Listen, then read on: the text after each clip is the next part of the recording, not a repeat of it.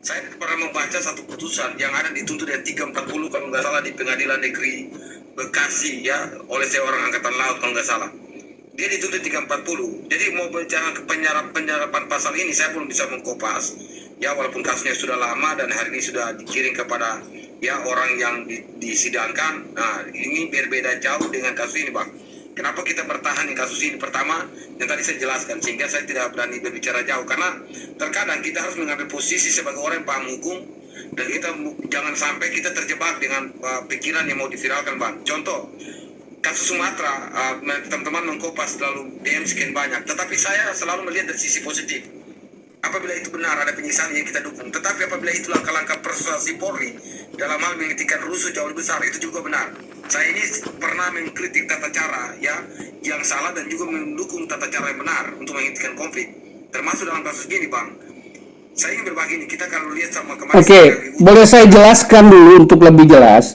Bahkan seorang yang sudah mengaku sebagai pembunuhnya, entah dia mengaku terpaksa atau dia mengaku dengan sukarela, tapi yang jelas sudah dia masuk LPSK, mengatakan tata cara kepolisian itu di persidangan dia jujur mengatakan, terus terang mengatakan pernah diintimidasi dengan sangat kuat, kakinya dijepit dengan meja, pernah dilempar pisau oleh seseorang katanya dari kalau tidak Polda tapi keterangan beliau di persidangan dari orang Mabes Polri.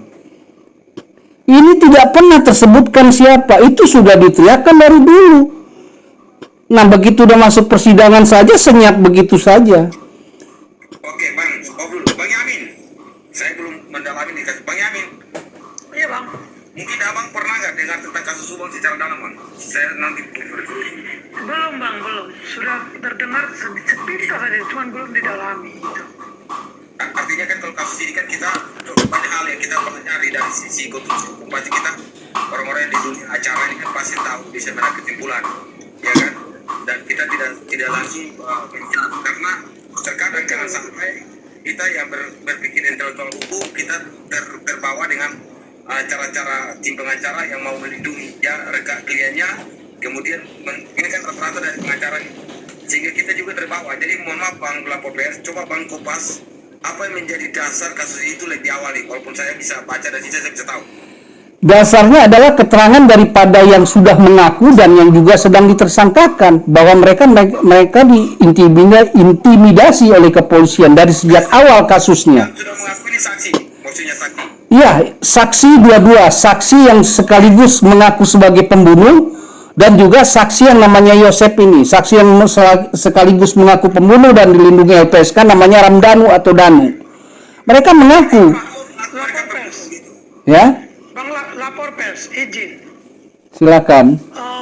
Tadi kan disampaikan bahwa ada 2 DNA yang asing berdasarkan investigasi dari Mabes Polri kan begitu ya. Iya. Nah lalu ada orang yang sudah mengaku. Apakah pernah dilakukan pemeriksaan terhadap DNA itu? Itulah yang saya tanyakan di video saya berdasarkan clue-nya Kapolres orang dekat. Cuma pemeriksaannya cuma satu saja ke satu orang namanya Yosep. Ya jelas tidak akan ketemu lah DNA itu. Tapi dikatakan DNA asing. Saya sempat mempertanyakan di live saya, apakah semua keluarga dekatnya sudah diperiksa DNA-nya? Karena alasannya adalah tidak ada bank DNA, saya bilang. Saya mengatakan, loh masalah bank DNA itu kan DNA itu dari darah. Semua darah itu sudah diambil belum dari keluarga terdekat. Kalau nggak ada, jelas memang tidak ada. Jangan berteriak bank DNA tidak ada di Indonesia. Soalnya itu sangat sangat kalau itu jadi bukti itu sangat berkualitas dia gitu. Memang makanya untuk tim forensik Mabes Polri sendiri hanya mengatakan sekedar itu saja. Sampai sekarang tidak mampu memberikan penjelasan ketika ditanya di persidangan. Kami belum mengetahui 2 DNA. Bagaimana bisa ini seorang Yosep bisa dituduh bahkan diberikan hukuman seumur hidup? Dengan bacaan dakwaannya sangat memberatkan, seharusnya 340 perencanaan atau 338 tidak perencanaan. Tapi dari awal disepakati semua termasuk Polda Jabar bahwa ini adalah pembunuhan perencanaan. Dan juga cirinya sama, gelap, informasi minim. Itu makanya saya dari kemarin-kemarin minta tolong, tapi sekarang sudah mendekati. Semua pada sibuk bicara kasus Pina. Saya bilang kasus Pina bisa belajar dari kasus Subang. Karena 8 tahun yang lalu terjadi di kasus Subang. Ya, penglapor kan cuma analisa nih dari percakapan dan berita. Yang abang mau membela dalam kasus ini yang diduga salah tangkap itu yang mana, Bang? Saya tidak membela kedua-duanya, tapi saya cuma mau cara kerja penyidik itu dilakukan berdasarkan SOP Perkap Undang-Undang. Berdasarkan SOP-nya bagaimana? Ketika untuk melakukan seseorang menjadi tersangka sudah dilakukan belum sesuai dengan prosedurnya? Terus kan tadi abang kan bilang mereka berdua kan mengaku, ya kan? Artinya mereka dua layak dihukum. Salah satu alat bukti itu terdakwa sendiri. Tidak terpisah ini. Yang satu mengaku ini, PH-nya lain. PH-nya bernama Taufan. Yang satu ini yang bapaknya dari suami dari terbunuh dan bapaknya yang terbunuh ini namanya Yosep. Tapi dua-duanya ini meminta agar penyelidikan diarahkan dulu kepada penghalang kasusnya dan harus berdasarkan scientific crime. Tapi ternyata hingga sekarang tidak didengar. Dan terbukti begitu juga Mabes Polri mengatakan scientific crime-nya tidak dilakukan sepenuhnya. Gitu loh. Bagaimana kita penyidik sudah memberatkan seseorang, terkhusus kepada istri keduanya Yosep ini. Terbukti di hampir mau kasus ini sedang selesai, apa yang bisa memberatkan Bu Mimi Marigiabi? Tapi efek sosialnya sudah diberikan bahwa dia walaupun cuma hanya pemanggilan tahanan kota, seolah-olah dia tersangkanya. Jadi kita kalau di sini terpecah nih, membela tidak, saya tetap di SOP Perkap Undang-Undang. Lalu tentang Yosep sendiri, dia ditersangkakan. Kami pernah bertanya gitu melalui live, apa yang menyebabkan dia bisa jadi tersangka? Gitu. Nah, yang selama ini yang banyak menyuarakan adalah YouTuber yang orang-orang Subang. Tapi ketika kita memberikan sesuatu, ada YouTuber dari luar tentang data-data yang diberikan, tidak didengar. Dan kebetulan juga polisi yang sudah diinikan itu juga sudah dibahasakan oleh pihak Polda Jabar. Kenapa nggak ditanya secara jelas dan tajam? Sampai sekarang dibiarkan. Kalau memang dia sudah dikatakan sebagai obstruction of the justice, sidang kode etiknya aja kita nggak pernah tahu. Itu seharusnya kan sudah PTDH berdasarkan juga perkataan Pak Kapolri. Tapi sidang kode etiknya cuma dikatakan sidang, hasil sidangnya bagaimana kita tidak tahu. Tertutup semua. Dan kasus Subang ini dari awal pun tertutup, kami yang berteriak buka. Jadi setengah buka setengah tutup dengan alasan kalau orang ini tersangka ini saksi-saksi ini nggak boleh dengar. Alasan dari mana saksi-saksi tidak boleh dengar kalau sudah zaman modern begini? Selesai sidang juga kan dapat informasi. Iya, Bang. Ini gini, Bang. Ini kan salah satu saksi juga kan mengakui tadi Abang bilang tuh. Yosep kalau nggak salah. Siapa yang tadi dibilang mengakui ini? Yosep atau siapa tadi? Yosep. Dari dia itulah, lain kan ada lebih dari 100 saksi nih, ya 200 sekian. 200 lebih saksi yang sudah diperiksa. Ya 200 sekian. Tapi yang dimunculkan saksi-saksi yang belum pernah terdengar. Saksi baru lagi ada. Saksi yang lainnya mana? Yang dulu intens diperiksa sama Polda Jabar. Ya, lanjut Mas Deden. Izin saya turun dulu, ada keperluan lain yang diselesaikan dulu. Bang Deden, pesan moralnya singkat aja Bang Deden. Ya, pesan moralnya nggak berubah. Ya, Temut tak pernah bermimpi karena dia tidak pernah tidur siang dan malam. Semoga polisi tidak mimpi-mimpi, tegakkan hukum yang benar. Oke, makasih.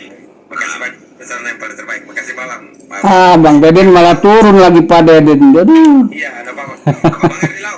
Mungkin pesan moral apa yang Dan ini boleh tambahin sedikit nggak?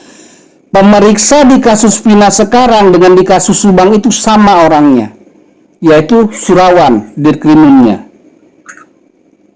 Oh gitu ya? Iya. Surawan. Ya, Kombes Surawan itu Dirkrimum. Jadi sebetulnya kalau mau lebih memahami silakan menonton juga video-video dari kasus Subang. Banyak kejanggalan yang teriakan. Ada juga dari beberapa pers juga, tapi akhirnya terbelit-belit lagi. Menurut abang motifnya apa, Bang? Bagaimana saya ditanya, saya punya motif, saya bukan penyidiknya. Tapi yang jelas berdasarkan hukum semua perkara masalah pembunuhan, dasarnya cuma apa? Harta tata wanita. Ya. Nah terbukti gara-gara itu yang selalu diagungkan, dan kebetulan saya juga awalnya mengatakan motif itu bisa dicari untuk dikerucutkan berdasarkan harta tata wanita, dibelokkan lagi. Mentang-mentang Yosep ini kawin dengan istri kedua. Izin Pak lapor, ini kasus yang ramai waktu itu ya, yang lama ditangkap itu ya. Iya, Punya itu ya. Kasus yang lama ditangkap gimana? Baru dari 2001 baru bisa masuk sidang 2004. 2021, Mas. Yang Suaminya dibunuh. suami presiden segala macam menangis kan viral tuh. Dan kasusnya baru terungkap di sidang hari ini kan keterangan. Jadi apa di Bang Yam ini kan dulu pernah viral tuh, ya kan? Iya, ini pembunuhan yang istri dan anak itu ya. Ya, di dalam mobil Alphard. Iya. Nah, sekarang masalah inafisnya sendiri. Terus masalah untuk penyisiran TKP. TKP sudah terpasang, itu juga lambat. Begitu terpasang, orang yang tidak berhak masuk diperbolehkan juga. Oh gitu ya? Iya, Jadi rusak dong. makanya rusak juga TKP. Kenapa sih begitu ngawur kasus-kasus begini biar orang masuk di TKP-nya? Ya kan, sekarang pertanyaannya begini, kalau mereka ini, kalau berdasarkan daripada SOP-nya bukan orang sembarangan yang dipilih jadi penyidik, masa nggak tahu tentang garis polis lain tidak boleh masuk? Kan simpel. Lalu kedua, ada orang yang mengerti kepala desanya, tapi dia juga masuk di dalam. Kan aneh. Lalu ada orang-orang dengan baju-baju kotak-kotak, bisa masuk, orang-orang sekitar situ semua ada youtubernya juga. Nah kan makanya kita jadi aneh gitu loh. Kenapa itu tidak diproses dari awal untuk mendalami dalam hal penyidikan gitu loh. Sedangkan dari Sekarang di mana, Mas? ya Mobilnya di mana sekarang? kalau mobil yang BMW biru itu dijual. Yang mengizinkan penjualan itu adalah Wadir Krimum Polda Jabar. Wadirnya ya. Itu boleh dilapor tuh. Selesai gimana mau jual barangnya? Ya. Kasusnya kalau selesai sih dan diputuskan kok gimana jual barangnya? Nah itu makanya, itu tahun sekitar 2022. Alhamdulillah bisa masuk 2004 persidangan, tapi persidangannya sama seperti kayak model di kasus Vina 8 tahun lalu. Bagaimana kita menuduh seseorang ketika TKP-nya tidak benar dilakukan? Dan banyak juga saya sempat bertanya, di dalam kamar itu ada barang-barang bukti, ada kasur, ada spray, mana barang buktinya? Selama rentang 2001 sampai 2004, karena desakan baru satu kali press release-nya yang baru ini. Bahkan 2 Kapolda terganti gara-gara kasus Subang ini. Sempat 2 Kapolda terganti. Dan di Kapolda yang inilah akhirnya kasus Subang bisa intensif masuk ke dalam persidangan. Yang sekarang juga Kapoldanya di kasus Vina ini. Dirkrimumnya juga sama. Makanya saya pernah mengatakan jangan sampai bahwa nanti ada pakar-pakar hukum yang memahami hukum akhirnya membuka lagi kasus Subang. Meledak kasus Vina. Saya akhirnya berteriak tuh, apa yang terjadi? Berdasarkan daripada SOP Perkap Undang-Undang kan begini tata caranya. Masa nggak diikuti?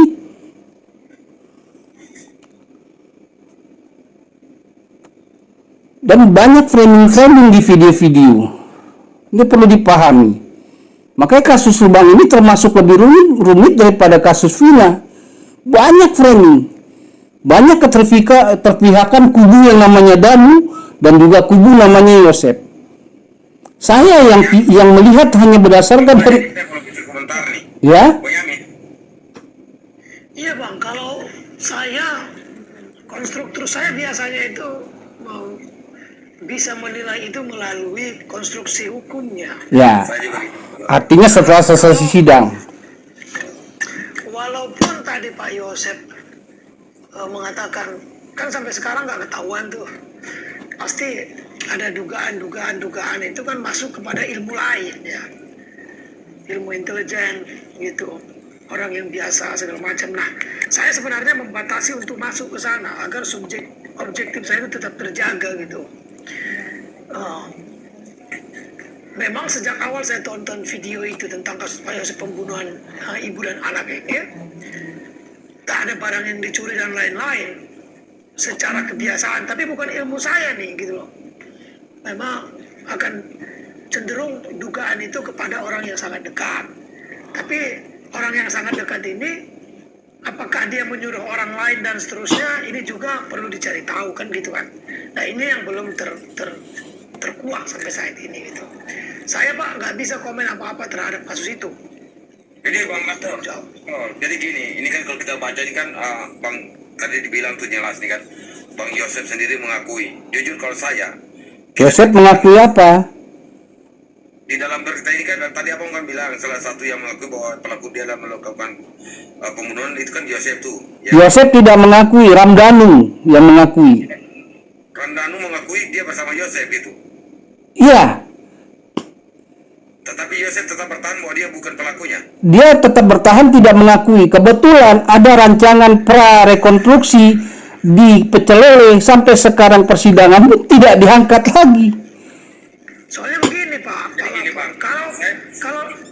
kalau Danu mengakui bersama Yosef yang dibunuh 2 orang, tidak mungkin dilakukan oleh 1 orang dengan gampangnya. Betul. Itu persoalan. Bang lapor pers. Ya, Ya kita ini sudah ada pengakuan dan salah satu pelaku tuh, ya kan, dan sekalipun Bang Yosef itu tidak mengakui dalam hal dia menolak, contoh berita acara menolak ya apa yang disangkakan kepada dia dalam BAP, tetapi apabila salah satu pelakunya mengakui, kita lihat ini kan hati-hati. nah bisa nggak nih saya bertanya nih, bisa nggak kalau pengakuan pelaku ini itu dia menutupi pelaku lain? Maksudnya gimana? Pengakuan pelaku menutupi pelaku lain maksudnya gimana? Karena bisa saja bukan Pak Yosef untuk di pembunuhannya, bisa yang lain. Kan Iya, Karena ada anak tertuanya yang punya kepentingan tentang harta, itu lebih berat jatuhnya ke dia. Karena Yosef ini selama dia kan punya yayasan sekolah nih, yang mengurus adalah istrinya dan anaknya yang terbunuh ini bersama yang anak laki-laki pertamanya. Siapa yang paling diuntungkan? Pak lapor. Ya. Lapor. Memang logik itu bisa-bisa aja masuk gitu ya. Bahwa ada kepentingan lain, selalu motif itu ada gitu. Potensi-potensi itu. Iya, betul. Seharusnya penyidik memeriksa dengan tuntas, tapi seolah-olah selalu tidak. Hanya sekedar untuk memuaskan daripada rasa ingin tahu. Kan penyidik nggak boleh langsung menuduh. Saya nggak bisa masuk ke sana untuk komentar. Makanya, ya saya paham. Artinya setelah selesai kasus inilah silakan dipelajari rame-rame karena akan terlihat. Karena kasus ini pun mungkin tinggal 1-2 kali persidangan karena kalian juga terlambat melihatnya. Kan itu. Tinggal dipelajari nanti keputusan hakim ini bagaimana. Apakah sama dengan kasus Pina kemarin? Baru nanti kita jelaskan. Gitu. Apakah nanti perlu dibuatkan filmnya atau bagaimana ya, kita lihat nanti. Bagaimana sadisnya ini, kepala pecah, muka hancur lebur. Bang, boleh kita berdiskusi. Waktu Abang punya video, kan Abang jurnalis ke situ tuh. Gambar korban-korbannya di dalam mobil kan? Iya, cuma saya bukan sebagai jurnalis. Perlu dipahami, saya bukan jurnalis yang turun ke lapangan. Saya baru datang. Ya. Kan sudah ada pengakuan tuh dari salah satu pelaku ya kan? Ya. Dia bilang dia bersama Bang Yosef. Yosef ini kan punya istri anak yang korban ya kan? Ya. Pasti kalau tanda kutip Abang bilang bahwa ada salah satu anaknya yang masih hidup, ya kan pasti niatnya atau menserianya kan pasti harta ya kan, harta keluarga nih. Saya ini nggak mau masuk di situ dulu Bang. Ini kan mayatnya ditemukan di mobil. Bagaimana kalau mayat ditemukan di mobil dengan luka atau dengan seperti apa di mobil? Adakah berciciran darah begitu banyak di dalam mobilnya tuh? Yang jelas berdasarkan apa yang sudah diinikan di persidangan, ya saya buka dulu. Dari awal saya mau bertanya, dari awal saya membuka yang namanya Solusi Abadafi Pengamat, saya bertanya ada nomor HP penyidiknya, hilang Nggak pernah. Jadi artinya setiap saya bertanya tidak bisa dijawab. Bang, kalau kasus ini saya kritik ke Polda pun nggak bisa nih. Tapi kalau kasus ini saya juga harus cerdas dalam berpikir. Abang punya pikiran gitu. Jadi gini, kasus Subang ini kan ya ada konflik lah, ya gitu. Suami dituduh membunuh istri anak, ya kan? Dan kalau abang terarah kepada salah satu yang menguntungkan kepada anaknya, saya mau tanya nih, apakah abang lebih mengenal kasus ini lebih dalam atau tidak, bang? Kenapa? Dalam kasus Subang ini abang tahu lebih dalam nggak? Gitu. Saya dibilang tahu lebih dalam tidak, karena saya informasi tertutup baik dari Polda Jabar sendiri dan youtubernya sendiri. Ya, makanya saya nggak bisa turun ke lapangan, tapi kecuali berdasarkan cara saya itu. Tapi saya mengamati kasus ini berdasarkan SOP perkap undang-undang dan yang sudah masuk dalam persidangan sesuai bahwa di penyidikan pertama sudah salah. Bang, saya berbagi buat abang nih, kasus-kasus tertentu, contoh kasus pembunuhan, kasus-kasus tertentu itu kadang-kadang perlu gerak cepat oleh penyidik, dalam hal ini penangkapan, penahanan, sekalipun nanti disesuaikan. Contoh yang akan saya berbagi itu, kenapa sampai saya berbagi kasus pembunuhan langsung tangkap nanti ya di penyelidikan itu boleh, selama itu bagian daripada hal yang didorong oleh si pelapor. Ini Yosep sendiri bukan dari awal ditangkapnya. Dan perlu dipahami ketika awal-awal kasus Subang ini 2021 yang dengan namanya Ramdhani yang mengaku ini, bahkan anak tertuanya itu sempat ngumpet di musola. Ini nggak ada pembahasan lanjutannya, tapi tiba-tiba 2003 dimunculkan pecel lele. Ini beliau kan lebih menguasai kasusnya ini. Iya, kalau saya begini ya Pak. Kalau saya begini Pak Lapor, ada yang dikenal dengan pra-adjudikasi, adjudikasi. Semua ini boleh tertutup. Betul. Tapi kalau dia sudah masuk pasca adjudikasi, seperti saat ini karena sudah di pengadilan, harusnya bisa dibuka. Nanti rasionalitas itu bisa ditemukan, kan gitu. Jadi kalau Bapak, saya sih berharap begini Pak, karena kalau saya boleh mohon izin sebelumnya, Danu memang kan seperti yang Bapak sampaikan sudah mengakui melakukan bersama Yosep, kan gitu kan. Namun Yosep menolak pernyataan itu. Nah, sebenarnya ini diberikan hak hukum untuk menolak, mengingkari itu. Di KUHP kita kan mengatur itu kan, hak ingkar namanya. Nah, tinggal nanti bagaimana pembuktian dan keputusan dari hakim, kan gitu kan. Pasti hakim itu ada rasionalitas juga lah. Nah, saya berharap begini, saya melihat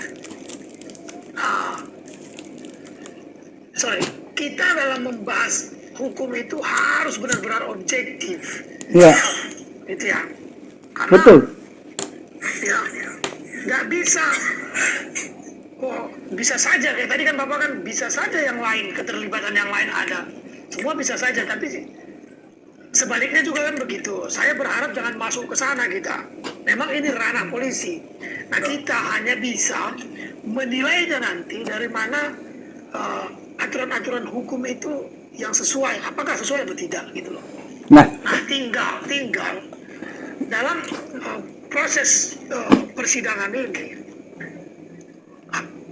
PH-nya ini punya peluang sebenarnya untuk mengajukan siapa saja untuk didatangkan. Siapa saja yang berpotensi dianggap oleh PH-nya. KUHP atur itu kok. Bahkan bisa dipanggil kalau memang diperlukan. Kalau dipanggil 1-2 kali tidak. Gitu. Nah, saya pengen membahas, kan dulu viral banget sebenarnya kasus ini, tapi dia tenggelam dengan sendirinya. Kan begitu loh. Nah, tinggal saya sampai saat ini karena belum saya kaji bagaimana BAP-nya, lalu bagaimana dakwaannya, tuntutannya, dakwaannya seterusnya, saya belum bisa masuk terlalu jauh gitu loh. ya, betul. Nah, jadi Betul itu Pak Deden. Dan juga gini, yang membuat kasus ini hampir dipeti eskan atau kolkes, tapi akhirnya viral lagi, itu adalah pernyataan daripada Kombes Hasri sebagai ahli forensik kedua, waktu berbicara di Deddy Corbuzier, dengan meminta maaf duluan kepada Kabareskrim waktu itu. Mohon maaf Pak Kabar Eskrim. Dan ini Dr. Hasri selalu mendorong berdasarkan DNA turunan ibu ini udah belum dilakukan. Tapi kemarin ketika hadir di persidangan kami bertanya, kenapa apa yang dikatakan di podcastnya Deddy Corbuzier dengan di persidangan kok beda, Bu Hasri? Selalu mengatakan ketika ditanya PK itu kan sama PH, kenapa? Itu cuma podcast. Nah, banyak janggalnya. Pak Lapor, Ya. izin Pak Lapor ya, harus kita temukan paradigmanya nih. Pernyataan itu di podcast memiliki kekuatan hukum nggak? Bagi hakim nggak? Saran saya sampaikan kepada PH-nya, minta orang yang bicara di podcast itu bicara di ruang pengadilan. Karena bagi hakim itu dan bagi jaksa itu, apa yang dia lihat di depan dia itu yang menjadi paradigmanya gitu. Iya gini Pak Deden, saya nggak bisa dekat dengan PH-nya karena kenapa? Karena PH-nya itu juga hanya memilih satu YouTuber itu yang di Pak Yosep ini. Kalau di Ramdhanu malah terbuka awal PH-nya, cuma saya tidak mau mendekat, saya mengamati saja sebagai pengamat gitu loh. Jadi saya tambahkan sedikit buat Bang Lapor ya, ini kan sudah masuk ya pembelaan besok katanya ini. Iya. Bandingkan sidang lagi jalan ternyata kasusnya kan. Iya. Saya membagi beberapa hal dalam hal pikiran hukum. Contoh kecil, kalau yang sudah mengaku namanya Dhani tadi, dia menyampaikan bahwa yang menyuruh melakukan itu adalah Pak Yosep. Sekalipun Pak Yosep menggunakan hak ingkar tadi, keterangan Dhani tadi sudah bagian dari satu alat bukti, Bang. Bisa mengerti toh? Sudah bagian dari satu alat bukti. Mungkin hasil Dan foto sangat kuat gitu. ya sangat kuat. Saya dulukan buat Bang Lapor pers ini paham. Tidak mungkin Danu itu kalau dia bukan pelakunya, tidak mungkin dia memaksakan diri bahwa dia adalah pelakunya. Pak Jadi ikut tolak, Mas. Karena kasus yang begitu lama, kasus pembunuhan yang begitu keji, ya kan, bunuh anak dan istri, ya atau bunuh ibu dan anak, ya jangan bilang anak istri ya. Saya tidak mau menjas itu sih siapanya Joseph dia itu. Tetapi dengan pernyataan dari Radan itu sudah satu alat bukti, Pak. Itu saja sudah meyakinkan hakim untuk menilai sejauh mana putusan akan jatuh kepada si Joseph itu, Bang. Gitu. Jadi kenapa sampai kalau 340 itu pelaku dan orang yang disuruh melakukan itu saling kenal. Itulah yang saya berbagi bahwa kenapa kasus ini orang-orang yang melakukannya tidak mengenal dia ini, maka dia ini tidak masuk tulisan 340, Bang.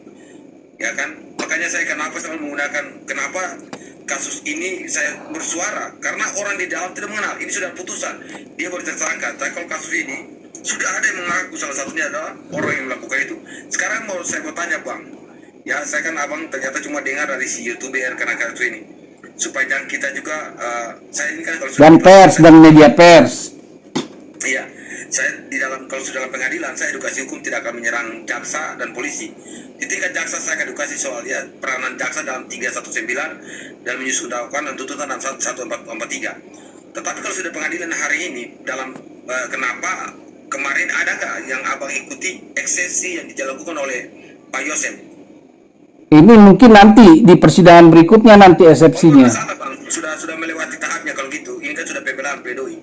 Gitu nanti. Belum pledoi untuk Pak Yosepnya belum.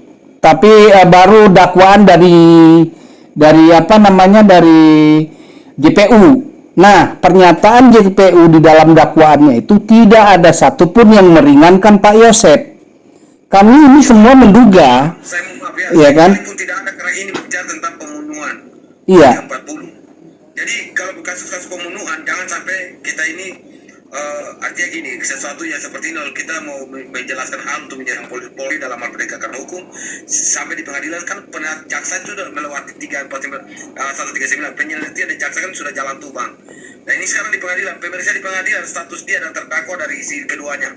Tadi abang sama katakan bahwa salah satu terdakwa mengakui dan dia itu bagian, apakah dia yang bagian dari otak pembunuh atau dia yang disuruh dalam melakukan pembunuhan itu, atau dia tidak sengaja turut serta dalam melakukan pembunuhan.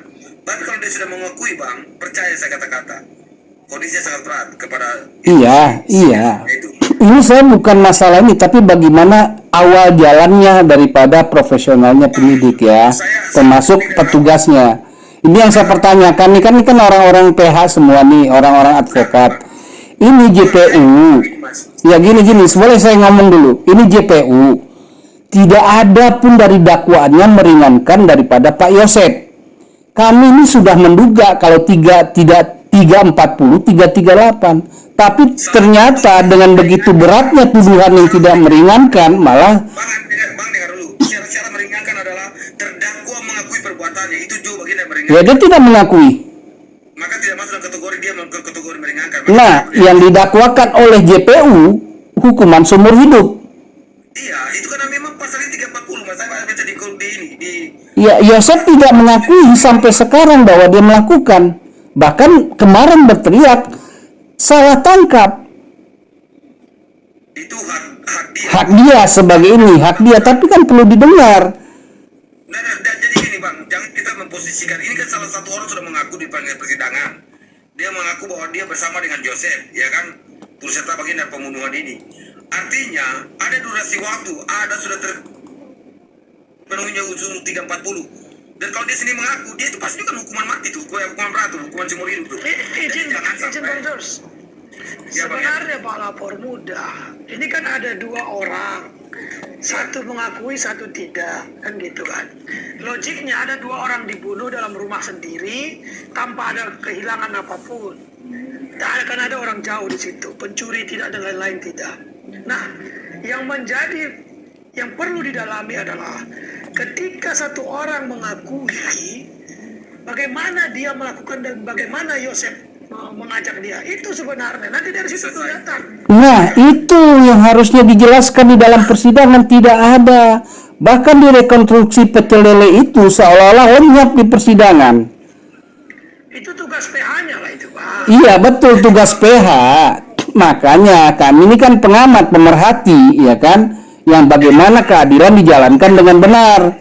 Bahkan saya ngomong dengan PH-nya ini melalui live. Kalau memang Yosep itu betul-betul mau dibela, kalau memang dia ini berdasarkan daripada dakwaan JPU ini yang seharusnya kita sudah pikir semua 340 termasuk PH-nya, tapi ternyata malah lari kepada hukuman seumur hidup, berarti ada berkas yang kurang banyak, yang tidak menguatkan gitu. Saya potong poin dulu nih Bang Palapes.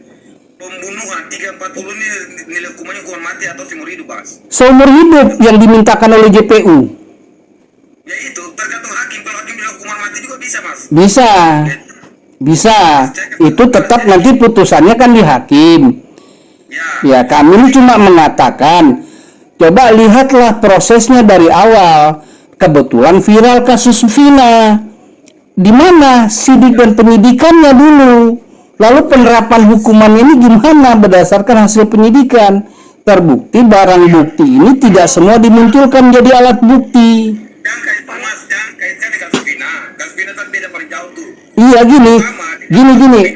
Ketika barang bukti 200 semua, terus ada juga yang sempat keluar dari TKP diizinkan dijual, bahkan sempat mau kokes, tapi ternyata yang muncul itu kayak contoh nih ya, CCTV ini sudah diketahui, sudah diakui bahkan oleh pihak Polda Jabar bahwa yang mengambilnya adalah seorang polisi, ya kan? Dan CCTV ini ditukar. Yang ditukar CCTV ini ternyata tidak cocok dengan CCTV awal yang diambil. Harddisknya itu. Bentar, jangan ini. Kenapa nggak di dalam nih gitu? Bang, salah satu pelaku udah mengakui aja, sekalipun ada ribuan CCTV, itu udah cukup meyakinkan hakim. Bisa nggak? Ini bicara tentang 340 juntonya ini pasal 55. Nah sekarang saya mau bertanya gini. Kalau memang polisi ini benar-benar kerjanya, hampir seluruh Indonesia ini saya hasil pengamatan, awal penyidikannya tidak benar, bahkan seolah-olah dipaksakan. Bukan cuma kasus Vina aja, cuma karena viral. Kasus yang terbaru deh, kasus kemarin di Batam, kasus kemarin di Sulut. Iya Pak. Makanya kami sekarang ragu. Makanya saya bilang berdasarkan SOP perkap undang-undang. Berdasarkan SOP-nya bagaimana? Boleh nggak? Berdasarkan perkapnya bagaimana? Boleh nggak ketika mentersangkakan seseorang dengan barang bukti yang lemah? Pak Lapor izin Pak Lapor. Iya Pak Deden. Yamin sini. Oh iya Pak Yamin. Jadi begini Pak, kalau tadi penyidiknya jual motor, betul itu kesalahan, betul. Tapi dalam proses pembuktian di pengadilan mobil itu tidak akan dimasukkan. Ya. Itu kejahatan betul, itu bisa diproses hukum, sangat bisa. Kalau untuk mencari kebenaran materialnya, bisa nggak motor itu diganti dengan mobil lain? Bisa aja, kan begitu. Tapi kan dia nggak digunakan lagi dalam pengadilan itu. Iya, yang dijual ini hilang. Tapi berdasarkan awal penyelidikan atau penyisiran TKP, bisa saja ada barang bukti atau DNA yang terselip di sana. Jadi 3 mobil ini cuma yang tidak dilihat. Mobil yang Yaris saja yang diperlihatkan di persidangan itu ternyata nggak dibeberkan semua. Pak Lapor, saran saya begini, ada 2 hal. Satu, kalau memang kesepakatan kita bahwa penegakan hukum itu sangat turun saat ini, kita sepakat itu. Tapi kalau khusus dalam kasus Cirebon yang Bapak bawa, saya berharap Bapak itu bisa memposisikan diri tidak untuk kemana-mana. Karena dari tadi, saya ini, mohon maaf kalau saya agak subjektif, saya melihat ada keberpihakan terhadap Pak Joseph gitu loh.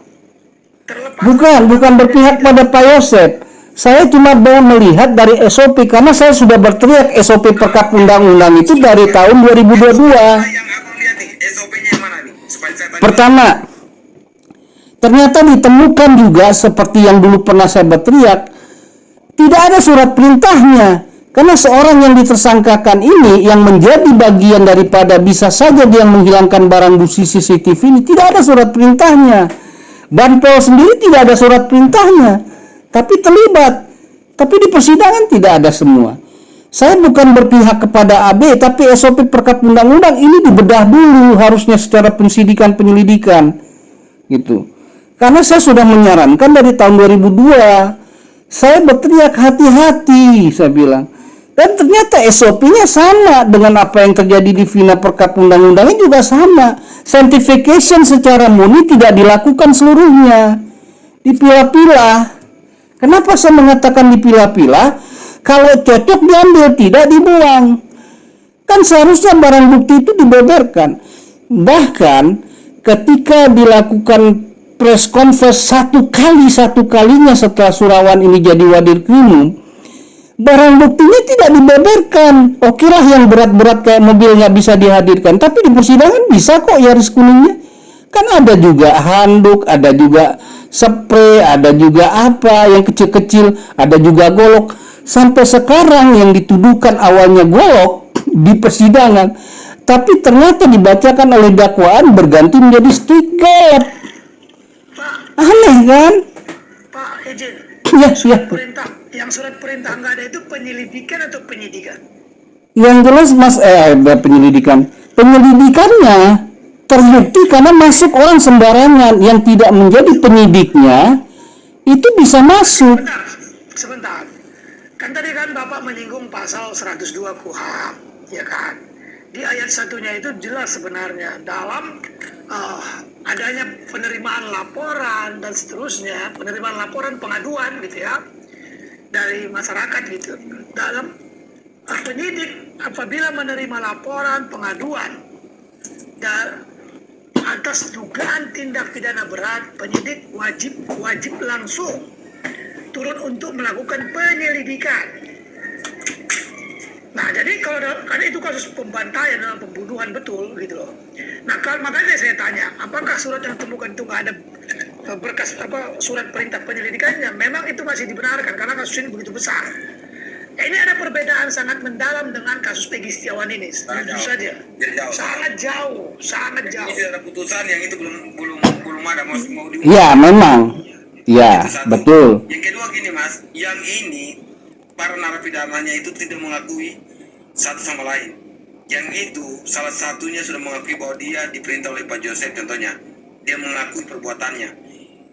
Dan yang tadi abang bilang, kenapa sampai dalam hal hukum pembunuhan berencana itu, contoh ada 5 orang, 3 boleh menggunakan hak ingkar, dia menolak, tapi 2 mengakui dan membenarkan, petunjuk dan barang bukti mengarah. lalu ada ahli yang menyatakan dalam kasus seperti itu diungkap secara terang, siapapun yang menolak tetap semua terseret, Mas. Tidak mungkin saya Ya. abang Jadi kasus pembunuhan ini ternyata berbarengan dengan kasus korupsinya. Bang, jangan kita bawa ke Dengar dulu. Ini kan bisa jadi praduga. Saya kan pengamat nih. Saya pengamat. Saya melontarkan di dalam komel ini. Bagaimana pendapatnya? harus ada dalam dakwaan, contoh dituduh pasal 55 sekian dengan motif mungkin bisa pasal korupsi. Sampai sekarang ini mau selesai, motifnya nggak pernah dimunculkan. Tapi pemeriksaan terbagi dua. Pemeriksaan masalah korupsi, dana bos semua, pendirinya ini memang Yosep. Tapi yang mengurus selama ini bukan Yosep, sudah diserahkan ke almarhumah dan anak tertuanya.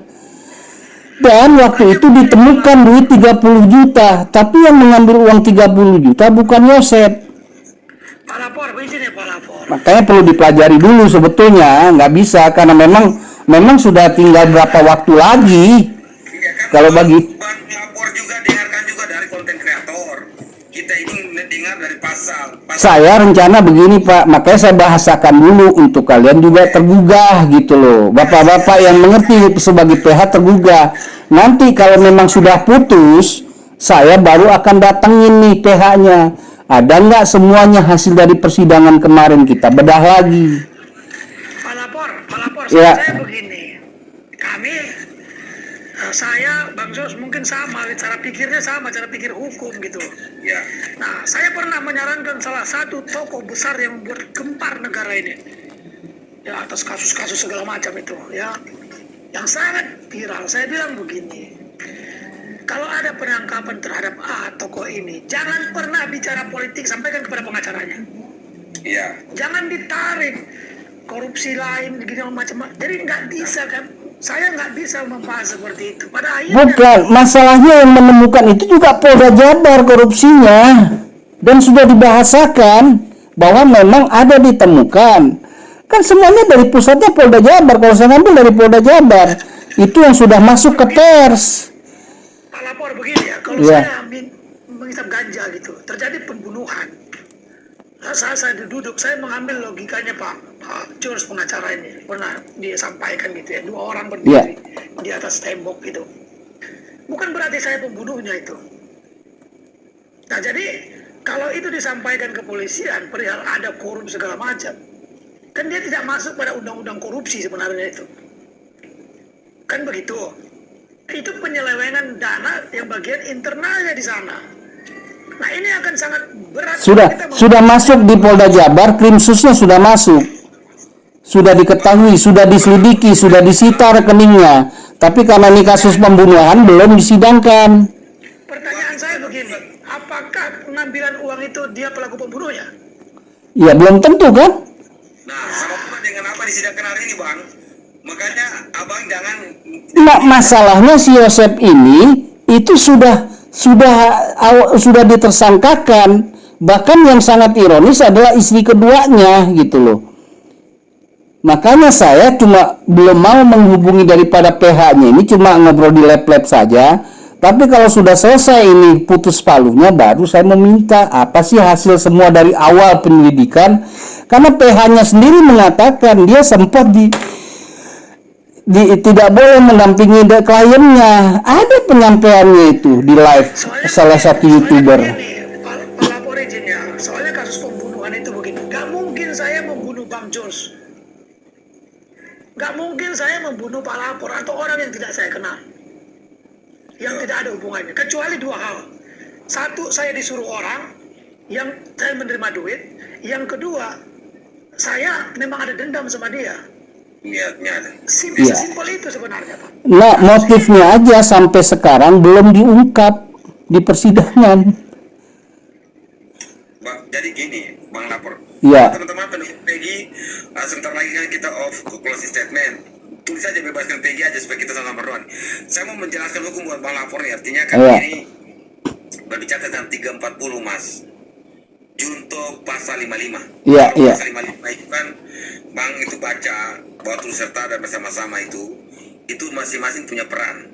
Salah satu peran itu sudah mengakui, contohnya dia mengakui ya saya bersama dengan si Yosef, kita melakukan pembunuhan gini. Itu pada saat dia mengaku itu, dia tanda tangan BAP, itu menjadi fakta alat bukti surat. Kemudian ya dia sendiri menjadi bagian daripada bukti terdakwa. Itu sudah 2 alat bukti. Hilangkan 200 barang bukti lainnya. Ya, 200 hilangkan. Saya jadi hakim. Saya hajar itu habis-habisan itu terkait dengan itu hukuman mati. Saya kasih tahu buat abang. Kalau saya bilang bela orang, saya akan bela berdiri. Tapi kalau abang dengan mengkaitkan dengan dengan korupsi, dengan ini itu, saya tidak akan menemukan jalan niatnya atau mentrea pembunuhan istri dan anak. Makanya sekarang melalui live saya bilang, kenapa kok tidak 340? Secara detailnya apa yang menjadi dasar pembunuhan itu, maka saya bisa menjelaskan dengan detail dasar pembunuhan itu. Maka saya bisa menarik kesimpulan bahwa niatnya apa, maka pelakunya siapa, pasal itu sudah benar atau pasal itu salah. Jadi gitu. Jadi kalau abang makin tarik, tentu secara pengacara kayak kita, abang kaitkan dengan korupsi lah, dikaitkan dengan harta lah, dengan anak lah, yayasan. Lalu abang gini, nanti cerita awalnya itu bisa atau nanti dikirimkan mulai dari yang ini pers, yang mulai dari YouTuber di sana dan YouTuber di luar Subangnya, dari awal dipelajari perjalanan kasusnya. Karena bagaimanapun untuk masuk dibahasakan istilahnya untuk bagaimana tidak bisa karena sudah jalan persidangan, biar dulu putus. Tapi mau diolah kembali. Sudah salah satu orang dari pasal 55 tadi bersama-sama itu sudah mengakui, Mas. Bisa mengerti saya arah bang ini supaya abang mengerti bahwa ini contoh kalau pembunuhan berencana cuma dia salah satunya, ya. Dan dia menyatakan mari ajak datang ke rumah makan, dia sudah niat taruh makanan segala macam, dia taruh parang di pinggir rumah, dia taruh makanan obat penenang, itu niatnya itu mensreanya itu. Dia tinggal untuk membunuh. Nah di Pecel Lele sendiri pedagangnya mengatakan sepertinya tidak pernah mereka makan di Pecel Lele itu. Ya sabar dulu, jangan kaitkan saya dulu. Ini bicara tentang ya. Mas. Abang kalau langsung potong ini sebentar. Ya lanjut. Kalau bicara tentang tunggal 340 oleh satu orang aja, ya maka itu bisa kita jelas bahwa hanya satu orang. Tapi kalau sudah ada 2 orang yang juga dia mengaku dan dia juga disidangkan yang sama, itu ya nanti menjadi dasar pertimbangan hakim, ya kan? Bukti tadi itu ya si terdakwa yang menyaksikan bahwa dia mengaku tadi. Dan kalau dia duduk dalam kedudukan hukumnya, itu dia bisa lebih meyakinkan hakim bahwa Bang Yosef yang menghindar dari perbuatan ini, ya kan, yang berusaha berdalil bahwa dia bukan pelakunya, itu yang menyeret dia dasar untuk memberatkan. Kenapa tidak? Karena dia tidak mengakui. Bisa saja yang satu tadi dengan pertimbangan hakim, dia sebenarnya hukuman mati, bisa saja dia dapat, ya udah hakim lihat bahwa dia turut membantu karena membawa mobil, dia tahu atau dia tahu tindakan kasus pembunuhan berencana, tapi dia kasus pembunuhan tapi dia tidak bersuara dan tidak lapor polisi. Bisa saja hakim kasih hukuman dia itu 5 tahun. Gitu. Itu bisa saja. Nah, yang melapor kasus pembunuhannya ini adalah Pak Yosef. Dan Yosef ini tidak bisa bawa mobil. Ya kan yang melapor itu kan Pak Yosef, yang surati presiden kan Pak Yosef. Iya. Ya kan. Bang Yamin, pernahkah kisah kasus dia sendiri yang pembunuhnya atau penculiknya, baru dia yang melapornya tentang ke suami istri itu Bang Yamin? Ada. Contoh kasus seperti itu. Bang lapor diam dulu Bang. Oke, siap. Pak Yamin ya, Pak Yamin. Oke, lanjut. Maaf, lapor saya buka ilustrasi supaya jangan sampai kita digiring kepada pemikiran lalu konstruksi hukum kita juga jadi kacau. Jadi gini, dalam hal tertentu si pelapor bisa saja korban, Mas. Si pelapor bisa saja pelaku. Ya. Bisa ngerti Bang lapor. Jadi, setuju. Hati-hati dalam kita mengkaji satu hukum. Tetapi dalam kasus yang seperti ini sudah ada 2 orang, Bang. Salah satunya itu dia betul mengakui. Jadi memang kasus ini kita tidak membedah sama. Kalau kasus ini beda jauh, Bang. Sangat jauh sekali. Jadi seperti itu yang saya mau berbagi. Nanti besok mungkin malam kita lanjut lagi karena saya mau off. Bang lapor pers mungkin langsung closing statement, Mas. Sampai ketemu besok nih. Saya mungkin paginya nggak live. Bang lapor pers. Iya. Ya intinya kalau saya sudah sampaikan aja. Intinya karena kenapa? Saya cuma menyampaikan saja berdasarkan daripada pengetahuan hukum advokat. Janggal nggak nih penyelidikan awalnya ini? Inafis saja baru datangnya seminggu kalau nggak salah. Dan dalam penyisiran. Makanya ini kita cuma tinggal menunggu saja, cuma membahasakan saja untuk sementara ini. Tapi biar putusan hakim dulu bagaimana, baru nanti membedah. Dan saya udah ngomong nanti besok bahas saya Bapak coba aja dulu, tapi intinya saya seperti itu pikiran hukum saya. Karena gini, tahapan sudah dilewati yaitu oleh penyidik, ya jaksa penuntut umum dalam hal kewenangan hukumnya, sampai lahirnya P21 diperiksa, ya tersangka P21 diperiksa di pengadilan, artinya dia sudah menjadi terdakwa. Kita hanya bikin pemikiran hukum dari pandangan hukum. Jangan sampai juga abang dari podcast atau youtuber lalu kita juga ikut terbawa dengan kita memahami hukum pasal 55 ya, junto pasal 55 tadi, baru kita ada orang mengaku baru kita bilang oh iya penyidik salah, ngau. Jangan, ke dalam kasus tertentu itu kita juga memahami tentang tata cara Polri apa itu sudah pengakuan. Oke Pak.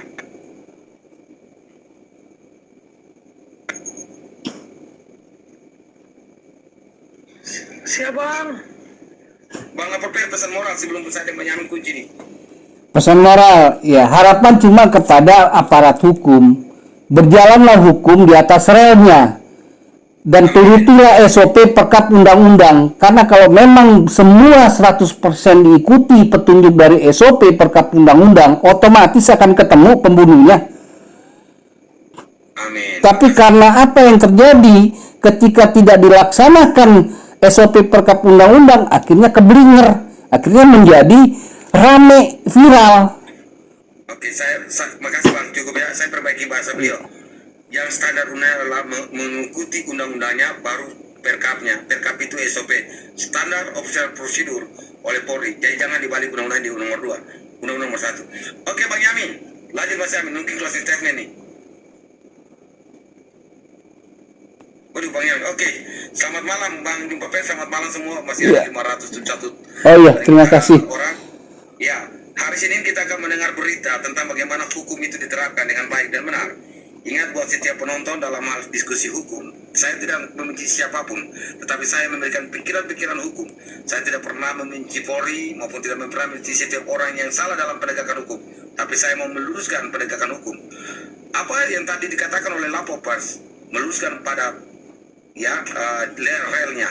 Artinya gini, setiap hal hukum apabila ditempatkan pada posisi yang benar, lurus pada jalannya, maka setiap orang akan sampai pada tujuan dengan baik. Apabila kita naik kereta yang baik dan berjalan sampai di tujuan, itu karena kita percaya kepada siapa yang mengendalikan kereta itu. Sama pula dengan hukum. Apabila kita serahkan kepada penegak hukum, baik itu jaksa, hakim, polisi, kita menyerahkan mereka sebagai orang-orang menegakkan hukum dengan benar, sesuai dengan rel dan jalan yang benar, maka kita percaya kepastian hukum selalu ada. Ingat pesan moral saya yang terakhir, keadilan tanpa kebenaran bukanlah hukum. Selamat malam dan saya George. Makasih Bang Lapor Pers. Sama-sama, terima kasih Pak pengacara. Mohon maaf apabila ada kata yang salah ya Bang Lapor Pers. Sama-sama, saya juga. Ya oke, saya Pak Yamin dari turun nih. Waalaikumsalam warahmatullahi wabarakatuh ya. Ya. Siap. Merdeka.